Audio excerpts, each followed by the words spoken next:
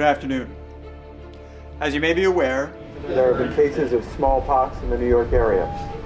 Local, state, and federal officials are working in conjunction to effectively respond to these cases. Second, there is a nuclear reactor experiencing complications in Uni, New Mexico. The simulation really grew out of this top-off concept, the top officials exercise, which is run federally as an effort to test for chemical, biological, nuclear, radiological terrorist attacks. Unlike the top-off exercises where the law was really sidelined in many ways, in this exercise it's centerpiece along with the policymakers' decisions. The way that the simulation works is you have the control team that's basically running the simulation behind the scenes, and we also have professors that actually convene those meetings to push the students to decision-making points. The students actually are divided into 4 main groups.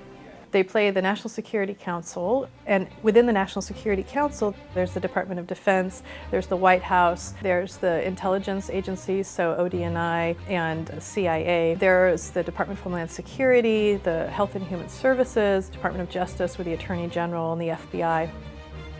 In addition to the National Security Council, there's a congressional element to it. So students also play congressional committees with budgetary authorities, and they also can subpoena individuals who are in the simulation to appear before them. So you have the NSC and you have Congress. The third major grouping is the state government. So we have the mayor, for instance, of New York, as well as the governor of New York. We have the adjutant general, so we have National Guard element in it, as well as public health officials and police. I'm going to issue an executive order declaring a state of emergency. And the fourth is the media element. New York City Police are isolating smallpox.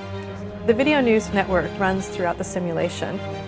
When you're in a world that's rich in information, how do students figure out what's the relevant information? And so we have newscasters on VNN who have done stories beforehand and who continue to interview the players and release news stories during the simulation. The Pakistani and Russian officials are aware that vulnerabilities in their servers have been exploited. They have to take what matters, and they also have to figure out which information they're getting from VNN that is irrelevant. It's certainly chaotic for the participants, but that's what it's supposed to be. So it's a lot of fun.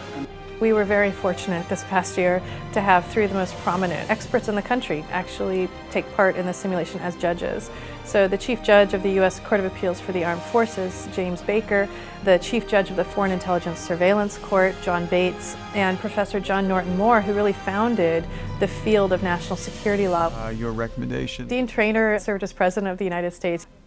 When they're in front of the dean, they have to perform. So if they have 60 seconds in front of the president, how do they treat those 60 seconds? It's almost impossible for us to follow the usual restrictions of 10 U.S. Code 637. We're going to have to try to remain compliant with international law, particularly the UN Convention on the Law of the Sea. We invited observers who came and gave us feedback on the simulation itself. And then they also gave the students feedback on their performance. I think the biggest compliment that I could give to you is I felt I was back in an interagency setting, in an NSC meeting. This is phenomenal. There's no other law school, there's no national security center that's this advanced really in doing what you're doing. I think that this is absolutely critical for students to be able to perform in this world, because in a simulation you not only have to know what the law is and have critical distance from it, which are skills we traditionally teach in law school, but you have to know the difference between legal authority and political authority.